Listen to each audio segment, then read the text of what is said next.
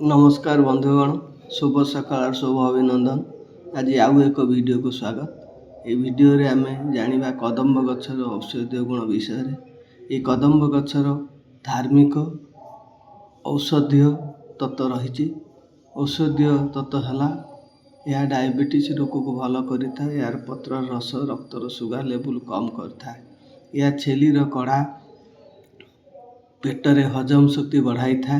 Diarrhoea एवं बांति को भल करिथा। यह पत्र रस घा सुखाइबार मध्य सहायता करिथा। यह पत्र रस और छेलीर काढ़ा पीले देहरे बिंधाबिंधि होउतिबा रोगटी भल होता है। यह पत्र रस बैक्टेरिया और फंगस को मध्य भल करिथा है। यह पत्र रस पेटरे थिया कृमि को मध्य नाश करता है। यह पत्र रस लिभर को सुस्थ रखिबारे सहायता करता है। पत्र रस कोलेस्टेरोल कमाइबारे सहायता करिथा है। यार छेलीर पेस्ट चर्मजनित रोग को मध्य भल करिथा है। धार्मिक तत्व है ये कदम्ब गछरे भगवान कृष्णଙ୍କର प्रिय गछ अटे।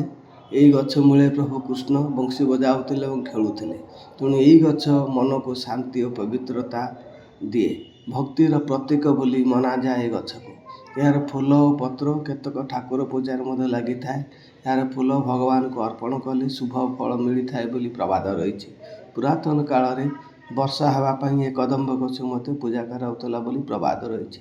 तेणु यही गछर एते प्रकार औषधीय गुण बा धार्मिक गुण थिबारु आसंतु यही गछ लगाई सबु प्रकार सुविधा नेबा एवं आमे सुस्थ रहिबा। स्वास्थ्य ही संपद। जय जगन्नाथ।